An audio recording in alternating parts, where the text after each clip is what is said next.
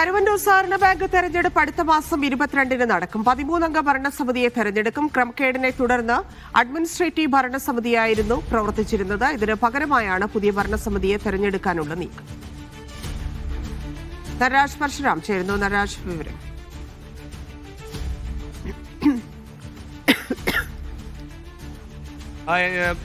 കരുവന്നൂർ ബാങ്കിൽ ഏറെ കാലത്തിന് ശേഷം ഇത്തരത്തിലൊരു ഭരണസമിതി വരുന്നു എന്നുള്ളതാണ് ഏറ്റവും ശ്രദ്ധേയമായ കാര്യം. നമുക്കറിയാവുന്ന പോലെ നാടിനെ തന്നെ ഞെട്ടിക്കുന്ന തരത്തിലുള്ള തട്ടിപ്പുകളാണ് ബാങ്കിൽ കഴിഞ്ഞ കാലങ്ങളിൽ നടന്നത് എന്ന് വർഷങ്ങൾക്ക് മുമ്പ് തന്നെ റിപ്പോർട്ട് ചെയ്യപ്പെട്ടതാണ്. അവിടുത്തെ മുൻ ജീവനക്കാരനായ സുരേഷ് ഇത്തരത്തിൽ പരാതി നൽകിയതോടുകൂടിയാണ് അവിടെ വലിയ അന്വേഷണവും നിരവധി പരാതികളും വന്നത്. പിന്നീട് കോടിക്കണക്കിന് രൂപ തട്ടിപ്പിനിരയായ വാർത്തകളും നിക്ഷേപകരുടെ ദുരിതങ്ങളുമൊക്കെ തന്നെ പുറത്തു വന്നതാണ്.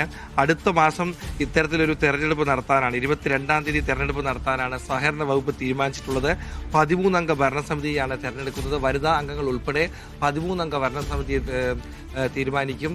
മാടായിക്കോണം ചാത്ത മാസ്റ്റർ സ്കൂളിൽ വെച്ചായിരിക്കും തെരഞ്ഞെടുപ്പ് നടക്കുക. രാവിലെ 9 മണി മുതൽ വൈകിട്ട് 5 മണി വരെയാണ് ഈ തെരഞ്ഞെടുപ്പ് നടക്കുക. നേരത്തെ CPM പ്രബലമായിരിക്കുന്ന കാലഘട്ടത്തിൽ CPMന്റെ നിയന്ത്രണത്തിലുള്ള ഭരണസമിതിയാണ് ബാങ്കിൽ ഉണ്ടായിരുന്നത്.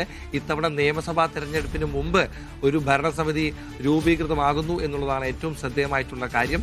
എന്തായാലും ഇക്കാര്യത്തിൽ കൂടുതൽ മത്സരങ്ങൾ ഉണ്ടാകുമോ, മറ്റു പ്രശ്നങ്ങൾ ഉണ്ടാകുമോ, ഏത് തരത്തിലുള്ള ഒരു ഭരണസമിതിയാണ് ഇത്തരത്തിൽ ഉണ്ടാവുക എന്നുള്ള കാര്യമാണ് ഏവരും ആകാംക്ഷയോട് ഉറ്റുനോക്കുന്നത്. 22-ാം തീയതിയാണ് തെരഞ്ഞെടുപ്പ്. നമുക്കറിയാം, നേരത്തെ കരുവന്നൂർ തട്ടിപ്പുമായി ബന്ധപ്പെട്ട് ക്രൈംബ്രാഞ്ചും EDയും ഒക്കെ തന്നെ അന്വേഷണം നടത്തിയതാണ്. ഇതിൽ ആദ്യം 100-ലധികം കോടി രൂപയുടെ തട്ടിപ്പ് നടന്നതായി സഹകരണ വകുപ്പ് വിലയിരുത്തുകയും പിന്നീട് ക്രൈംബ്രാഞ്ചും സമാനമായ കണ്ടെത്തലിലേക്ക് പോവുകയും ചെയ്തു. പക്ഷേ EDയുടെ കണ്ടെത്തലിൽ ഏതാണ്ട് 300 കോടിയിലധികം തട്ടിപ്പ് നടന്നിട്ടുണ്ട് എന്നാണ് കണ്ടെത്തലുണ്ടായത്. ഭരണസമിതി അംഗങ്ങൾ ഉൾപ്പെടെയുള്ളവരെ പലതവണകളിലായി അറസ്റ്റ് ചെയ്യുന്നതും ചോദ്യം ചെയ്യുന്നതൊക്കെ തന്നെ നമ്മൾ കണ്ടു. സംസ്ഥാനത്തെ തന്നെ ഏറ്റവും വലിയ ബാങ്ക് കൊള്ളകളിൽ ഒന്നായി കരുവന്നൂർ വിലയിരുത്തപ്പെട്ടു. അവിടെ പുതിയ ഭരണസമിതി രൂപീകരിക്കപ്പെടും എന്നുള്ളതാണ് ഏറ്റവും ശ്രദ്ധേയമായ കാര്യം. 22-ാം തീയതി ഫെബ്രുവരിയിൽ 22-നാണ് തെരഞ്ഞെടുപ്പ് നടക്കുന്നത്.